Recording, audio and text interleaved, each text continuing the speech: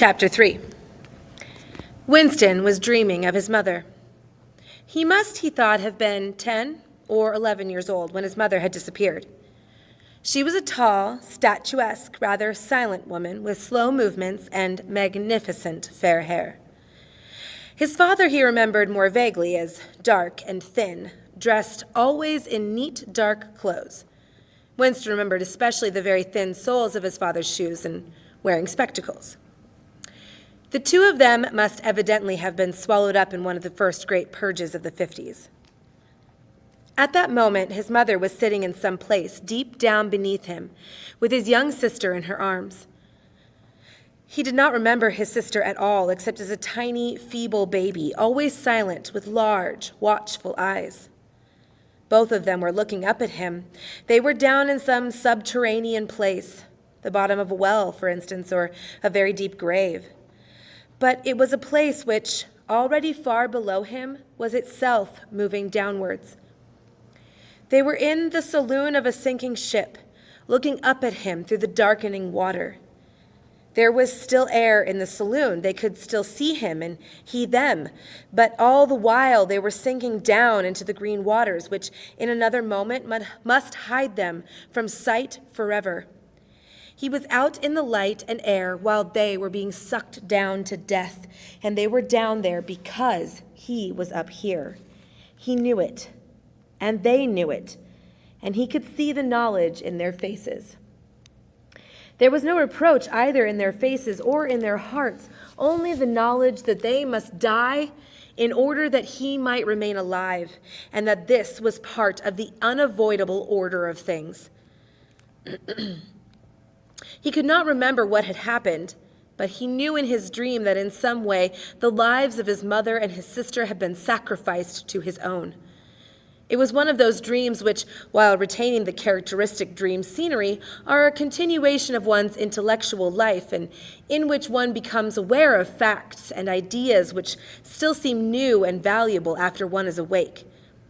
The thing that now suddenly struck Winston was that his mother's death, nearly 30 years ago, had been tragic and sorrowful in a way that was no longer possible. Tragedy, he perceived, belonged to the ancient time, to a time when there was still privacy, love, and friendship, and when the members of a family stood by one another without needing to know the reason. His mother's memory tore at his heart because she had died loving him when he was too young and selfish to love her in return, and because somehow, he did not remember how, she had sacrificed herself to a conception of loyalty that was private and unalterable. Such things, he saw, could not happen today. Today, there were fear, hatred, and pain, but no dignity of emotion or deep or complex sorrows. All this he seemed to see in the large eyes of his mother and his sister, looking up at him through the green water, hundreds of fathoms down and still sinking. Suddenly he was standing on short, springy turf on a summer evening when the slanting rays of the sun gilded the ground. The landscape that he was looking at recurred so often in his dreams that he was never fully certain whether or not he had seen it in the real world. In his waking thoughts, he called it the Golden Country. It was an old rabbit-bitten pasture with a foot track wandering across it and a molehill here and there. In the ragged hedge on the opposite side of the field, the boughs of the elm trees were swaying very faintly in the breeze, and their leaves just stirring in dense masses like women's hair. Somewhere near at hand, though out of sight, there was a clear, slow-moving stream where dace were swimming in the pools under the willow trees. The girl with dark hair was coming toward him across the field. With what seemed a single movement, she tore off her clothes and flung them disdainfully aside. Her body was white and smooth, but it aroused no desire in him. Indeed, he barely looked at it. What overwhelmed him in that instant was admiration for the gesture with which she had thrown her clothes aside. With its grace and carelessness, it seemed to annihilate a whole culture, a whole system of thought, as though Big Brother and the party and the thought police could all be swept into nothingness in a single splendid movement of the arm. That, too, was a gesture belonging to the ancient time. Winston woke up with the word Shakespeare on his lips. The telescreen was giving forth an ear-splitting whistle, which continued on the same note for 30 seconds. It was not 7:15, getting up time for office workers. Winston wrenched his body out of bed, naked, for a member of the outer party received only 3,000 clothing coupons annually, and a suit of pajamas was 600, and seized a dingy singlet and a pair of shorts that were lying across a chair. The physical jerks would begin in 3 minutes. The next moment, he was doubled up by a violent coughing fit, which nearly always attacked him soon after waking up. It emptied his lungs so completely that he could only begin breathing again by lying on his back and taking a series of deep gasps. His veins had swelled with the effort of the cough, and the varicose ulcer had started itching. 30 to 40 group, yapped a piercing female voice. 30 to 40 group, take your places, please. 30s to 40s. Winston sprang to attention in front of the telescreen, upon which the image of a youngish woman, scrawny but muscular, dressed in tunic and gym shorts, had already appeared. Arms bending and stretching, she rapped out. Take your time, by me. 1, 2, 3, 4. 1, 2, 3, 4. Come on, comrades, put a bit of life into it. 1, 2, 3, 4. 1, 2, 3, 4. The pain of the coughing fit had not quite driven out of Winston's mind the impression made by his dream, and the rhythmic movements of the exercise restored it somewhat. As he mechanically shot his arms back and forth, wearing on his face the look of grim enjoyment which was considered proper during the physical jerks, he was struggling to think his way backward into the dim period of his early childhood. It was extraordinarily difficult. Beyond the late 50s, everything faded. When there were no external records that you could refer to, even the outline of your own life lost its sharpness. You remembered huge events which had quite probably not happened. You remembered the details of incidents without being able to recapture their atmosphere. And there were long blank periods to which you could assign nothing at all. Everything had been different then. Even the names of the countries and their shapes on the map had been different. Airstrip 1, for instance, had not been so called in those days. It had been called England or Britain, though London, he felt fairly certain, had always been called London. Winston could not definitely remember a time when his country had not been at war, but it was evident that there had been a fairly long interval of peace during his childhood, because one of his early memories was of an air raid which appeared to take everyone by surprise. Perhaps it was the time when the atomic bomb had fallen on Colchester. He did not remember the raid itself, but he did remember his father's hand clutching his own as they hurried down into some place deep in the earth, round and round a spiral staircase, which rang under his feet, and which finally so wearied his legs that he began whimpering, and they had to stop and rest.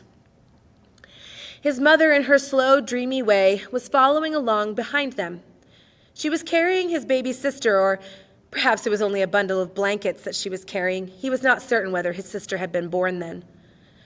Finally, they had emerged into a noisy, crowded place, which he had realized to be a tube station. There were people sitting all over the stone-flagged floor, and other people, packed tightly together, were sitting on metal bunks, one above the other. Winston and his mother and father found themselves a place on the floor, and near them an old man and an old woman were sitting side by side on a bunk. The old man had on a decent dark suit and a black cloth cap pushed back from very white hair. His face was scarlet and his eyes were blue and full of tears. He reeked of gin. It seemed to breathe out of his skin in place of sweat, and one could have fancied that the others welling from his eyes were pure gin. But though slightly drunk, he was also suffering under some grief that was genuine and unbearable. In his childish way, Winston grasped that some terrible thing, something that was beyond forgiveness and could never be remedied, had just happened. It also seemed to him that he knew what it was. Someone, whom the old man loved, a little granddaughter perhaps, had been killed. Every few minutes the old man kept repeating, We did not have trusted them. I said so, more, didn't I? That's what came of trusting them. I said so all along. We did not have trusted the buggers. But which buggers they didn't ought to have trusted, Winston could not now remember. Since about that time, war had been literally continuous, though, strictly speaking, it had not always been the same war. For several months during his childhood, there had been confused street fighting in London itself, some of which he remembered vividly. But to trace out the history of the whole period, to say who was fighting whom at any given moment, would have been utterly impossible, since no written record and no spoken word had ever made mention of any other alignment than the existing one. At this moment, for example, in 1984, if it was 1984, Oceania was at war with Eurasia and in alliance with Eastasia. In no public or private utterance was it ever admitted that the three powers had at any time been grouped along different lines. Actually, as Winston well knew, it was only 4 years since Oceania had been at war with Eastasia and in alliance with Eurasia.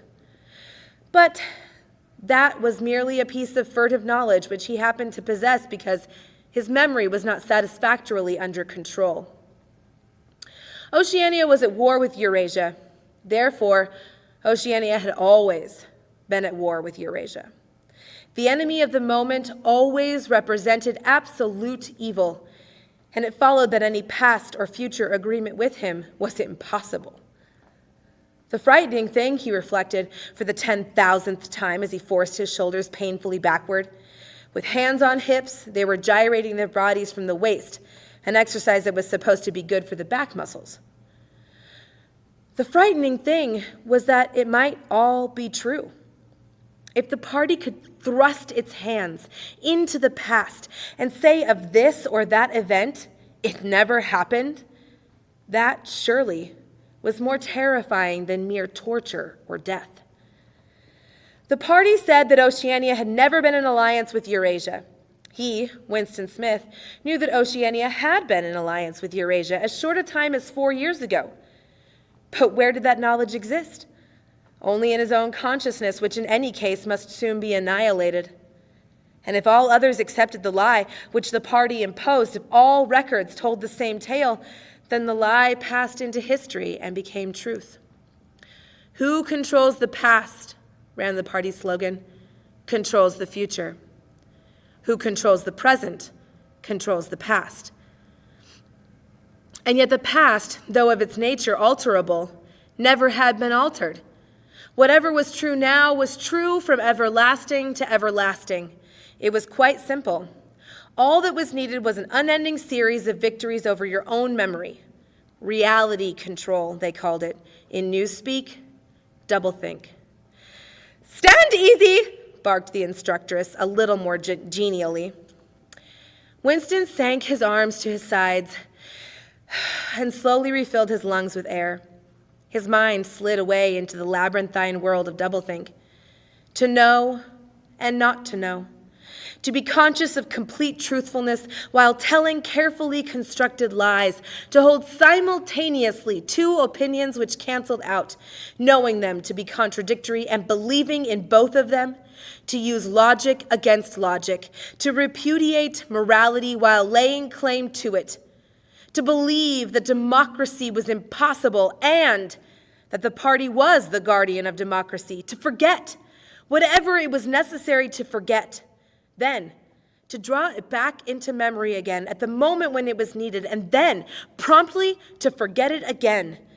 And above all, to apply the same process to the process itself. That was the ultimate subtlety, consciously to induce unconsciousness, and then once again to become unconscious of the act of hypnosis you had just performed. Even to understand the word doublethink involved the use of doublethink. The instructress had called them to attention again. "And now, let's see which of us can touch our toes," she said enthusiastically. "Right over from the hips, please, comrades. 1, 2. 1, 2. Winston loathed this exercise, which sent shooting pains all the way from his heels to his buttocks, and often ended by bringing on another coughing fit. The half-pleasant quality went out of his meditations. The past, he reflected, had not merely been altered, it had been actually destroyed. For how could you establish even the most obvious fact when there existed no record outside your own memory? He tried to remember in what year he had first heard mention of Big Brother. He thought it must have been at some time in the 60s, but it was impossible to be certain. In the party histories, of course, Big Brother figured as the leader and guardian of the revolution since its very earliest days. His exploits had been gradually pushed backwards in time until already they extended into the fabulous world of the 40s and the 30s, when the capitalists of their strange cylindrical hats still rode through the streets of London in great gleaming motor cars or horse carriages with glass sides. There was no knowing how much of this legend was true and how much invented. Winston could not even remember at what date the party itself had come into existence. He did not believe he had ever heard the word Ingsoc before 1960, but it was possible that in this old-speak form, English socialism, that is to say, it had been current earlier.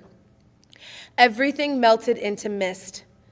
Sometimes, indeed, you could put your finger on a definite lie. It was not true, for example, as was claimed in the party history books, that the party had invented airplanes. He remembered airplanes since his earliest childhood, but you could prove nothing. There was never any evidence. Just once, in his whole life, he had held in his hands unmistakable documentary proof of the falsification of a historical fact. And on that occasion, "Smith!" screamed the shrewish voice from the telescreen. 6079 Smith W. Yes, you. Bend lower, please. You can do better than that. You're not trying. Lower, please. That's better, comrade. Now stand at ease, the whole squad, and watch me. A sudden hot sweat had broken out all over Winston's body. His face remained completely inscrutable. Never show dismay, never show resentment. A single flicker of the eyes could give you away. He stood watching while the instructress raised her arms above her head, and one could not say gracefully, but with remarkable neatness and efficiency, bent over and tucked the first joint of her fingers under her toes. There, comrades, that's how I want you doing it. Watch me again. I'm 39 and I've had 4 children. Now look. She bent over again. You see, my knees aren't bent. You can all do it if you want to, she added as she straightened herself up. Anyone under 45 is perfectly capable of touching his toes. We don't all have the privilege of fighting in the front line, but at least we can all keep fit. Remember our boys on the Malabar front and the sailors in the floating fortresses. Just think what they have to put up with. Now try again. That's better, comrade. That's much better, she added encouragingly as Winston, with a violent lunge, succeeded in touching his toes with knees unbent for the first time in several years.